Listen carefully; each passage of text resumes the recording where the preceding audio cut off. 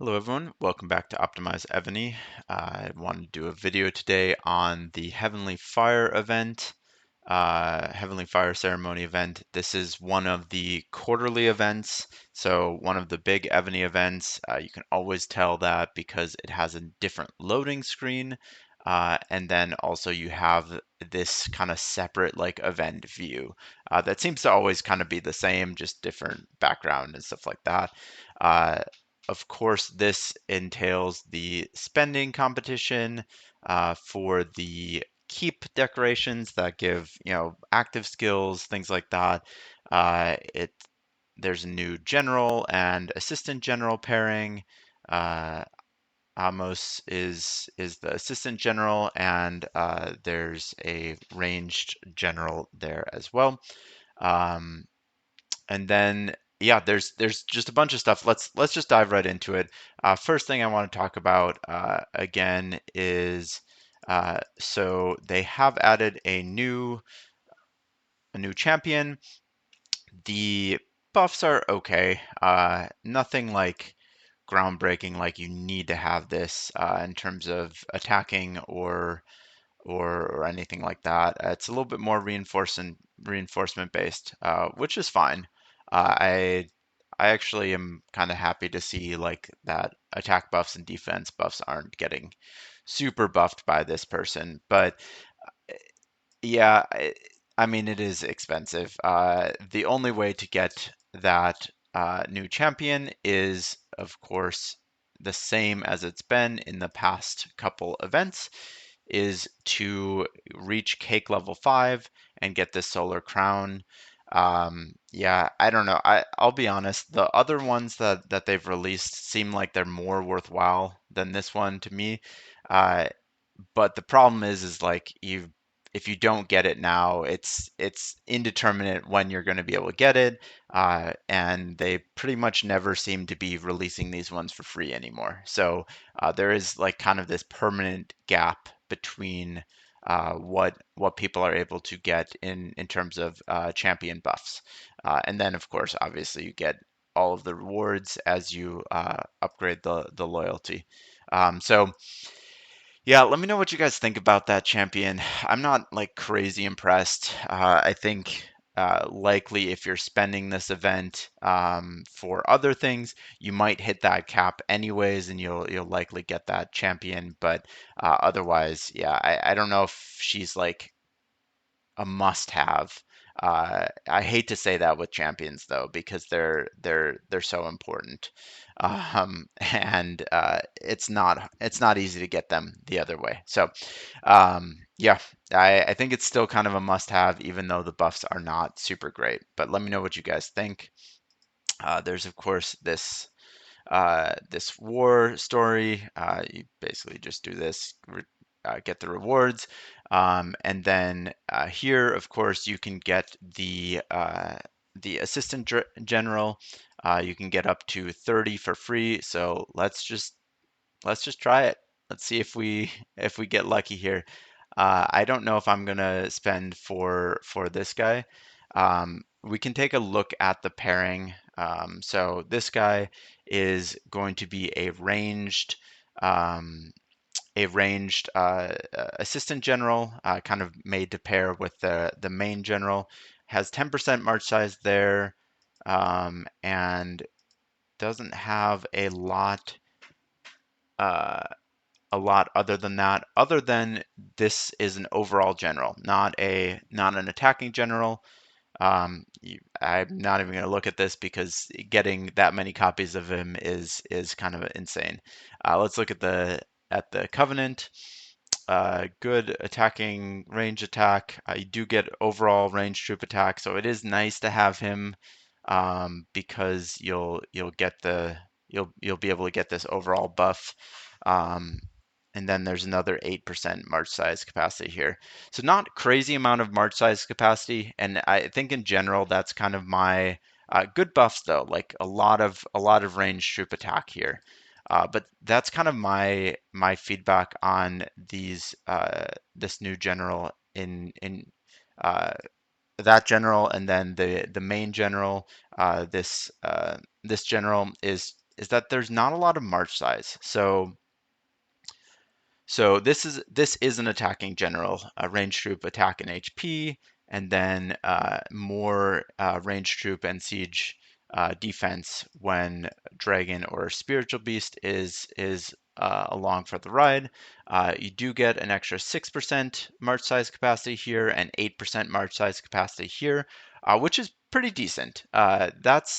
That's a total of 14% there. Usually it's only like 10%, I think, that you'll get in one or the other places.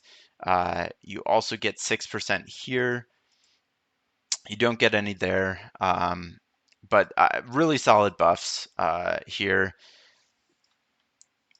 You get another 5% there. So it does seem like she is a pretty solid range general. I don't think that she overtakes Sydney as like the most march size, but still has pretty solid march size and really good buffs. Let's quickly take a look at the skin. Interesting. Own to activate enemy ground troop and mount troop HP minus 5%, and then attacking ranged troop attack 8% used to activate. So decent buffs there, but obviously that's quite expensive. I will say I'm not going to upgrade to this general because I just upgraded to Artemisia, and for my playstyle, that's actually a better general because she has more rally cap. She's a rally cap general versus this is more of a march size general, and so uh, for me, since I'm the rally leader, I need more rally cap. For a lot of the joiners, uh, she's a really good general because she gives a little bit more march size. Unless you already have Sydney, then it's a little bit of a question whether it makes sense to actually upgrade to her, because I believe Sydney still has a little bit of an edge on march size there. So of course, there's the spending event, and you can get points in a whole bunch of other ways, but mostly it's that purchase basic gems that are going to get you to the top. Otherwise, gathering, producing, offering, bosses, donations, killing troops, consuming gems, blood of Ares, opening treasure boxes. I do wait to open my treasure boxes until the big events, and so I was able to unlock the next level, which was really fun for for me. Obviously, tactic scrolls, research stones, refining stones, basically anything you can consume, you'll get some points from, uh, but not as many as you're going to need to get to the top. And this is only day one, but the top is already 63 million, so that's going to go up a lot higher than that. I think a lot of times people are going to wait to spend until the next event or the next weekend, because you'll also have a pretty good chance at a historic subsidy, if you're going to be in the top, like 20 spots or whatnot in this ranking. And realistically, they always try to well, it seems like they always make the historic subsidies that you get during these big events pretty worthwhile. They have alliance buffs, and they're just overall pretty solid subsidies. So if you're going to coin, definitely wait until the second week, until it's the subsidy event. But yeah, these are already kind of high, and they're going to go much higher before the end. So what are they looking for? Let's take a quick look uh, at the actual at the actual keep. So it is a siege attacking keep, and then they have rally capacity as well. So it's fairly similar to the last one.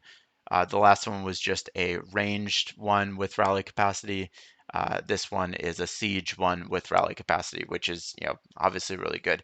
And then own to activate rally capacity, so you don't need to be in this keep to have that rally capacity, which is nice as well. This is the level 1, of course. Level 2, you get a little bit more 6% rally capacity, a little bit more siege HP debuff, Obviously better stats here. And then of course you get the active skill here. Level 3, of course, is significantly better. One, you have the alliance buffs here, siege attack and defense, 20% per stack, up to 12% rally capacity, 15% siege HP, and 38% siege attack and defense when attacking. And then, the debuff there. Then, of course, you get the active skill here, which is 30% siege attack, defense, and HP for all of people within 6 grids of you, and then another 30% range and siege attack in rally.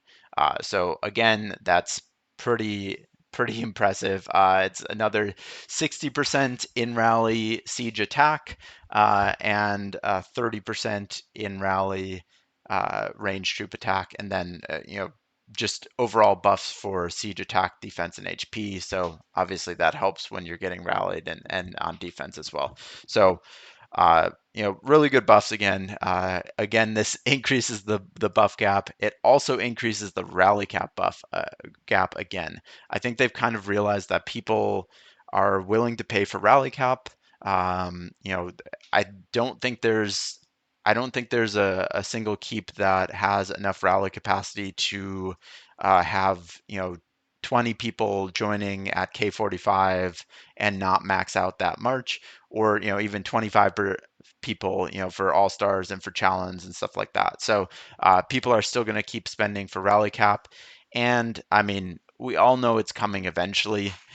Keep 50 when that launches, obviously that's going to increase those march sizes and things like that as well. So the more you can buff the percent of rally capacity, the more those increases in the war hall and stuff like that are going to make a difference as well. So I think Evony kind of knows that people are going to spend for rally cap and obviously those active skills. So that's the keep. Let me know what you think of the keep. I think it's pretty good, honestly. It's but it's kind of what you expect.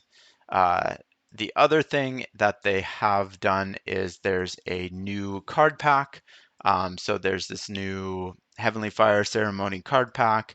I haven't opened any of them yet, but obviously more set buffs for the cards. Again, some more reinforcing buffs here. Not I wouldn't say that these buffs are particularly important, but all buffs are important, but those ones are maybe a little bit less so. In rally mount troop HP, and then attacking mount troop attack. That's a pretty decent buff there, but obviously it's very difficult to get to those bottom ones. Defending siege HP, this one's super important. So I'm gonna try and push at least to the gold um, 4 if possible, and I'm sure that someone in my alliance will be coining, and so maybe I can swap to get some of those gold cards and stuff like that. Um, and then, yeah, once it gets into the diamonds, it's just overall ground troop attack, which is pretty nice as well. Here, attacking siege defense, again, maybe not the most important thing, but still important. And then reinforcing ground troop and mount troop HP, that's a pretty big percent, and those are pretty important stats for reinforcing. Um, and then you get siege attack, defense, and HP. Another 10% there, which is pretty big as well. But yeah, it's definitely make sure that you're collecting all of your. I think it's in the Heavenly Fire thing, and I think it's all of these ones that have some of the. Maybe I'm mistaken, but I thought that these had some of the actual cards. Maybe you can get them here. Or actually it might actually be login buffs or login bonuses. So but yeah, I think you can get up to 10 of those for free. That's going to be pretty important to do. And I would also recommend, here's a little bit of a tip, I would recommend getting it on your alts as well, so that you can trade those with ones of the world civilization, one that you can get a lot more of and are not limited, and you can trade those out with your alts. Obviously, you have to keep in the same rarity and stuff like that. But yeah, that's a pretty good way to at least be able to get to um, all of the set buffs and stuff like that. At least the silver level. It's a little bit harder to get past that. One other change here that they made is that they've added this officer set synergy. The officer set synergy, I'll be honest, is a mega coiner thing. Basically what what it's requiring is that you one have all of these officer duty general gear, which is pretty difficult to get, but then not only do you do that, but you need to have it advanced refined, and then when you're advanced refining it, you need to either obtain purple, orange, uh, or gold. And based on that and the number of ones that you've had, so for example, if you get four purple advanced refinings on that gear, you'll unlock this and get additional 5% attacking siege and range troop defense. Orange 4 is attacking mount troop and ground troop HP. These these buffs are also pretty good. These ones are much better. Those are, you have to coin a decent amount to get. But realistically, the people who are who are going to unlock this, maybe these radiant metals are a little bit less important for them because they're coining heavily anyways. But I mean, these buffs are kind of a lot. Getting 6 to orange is going to be very difficult though, and 4 to gold. I mean, that's kind of insane. I haven't even done a single one of these because it requires that you have more of these equipment scrolls than you actually need to use. And I think I have like one or two sets of duty gen gear, and not sets, like pieces of duty gen gear. And I coin a little bit, but like nothing compared to what is required to do that. Let's just take a look at the buffs here. Attacking troop attack 10%, and then overall troop attack, defense, and HP 5%. That's insane. Those are really solid buffs. And then here, attacking siege and range attack 18%, and then overall siege and range attack, defense, and HP 10%. So I mean, these are really solid buffs, but realistically, again, these are only going to be doable for these massive coiners that have not only one copy of all of these for the set buffs, which give a decent amount of attack and stuff as well, but they also need to advance refine them and advance refine them multiple times to get to the orange or gold level. So uh, I guess for the whales, it's something to work towards. Maybe they already have that. Hopefully not. But yeah, that's kind of just an insane thing that they added. Of course, what everyone was looking for, more ways for massive coiners to get additional buffs. Um, yeah, that's kind of all I wanted to talk through this video. There's, obviously it's already been a quite long video, but I'll maybe do a little bit more of an analysis on the general or some of the other changes in a follow-up video. But yeah, thanks as always for watching, and please do remember to like and subscribe, and I'll see you in the next video.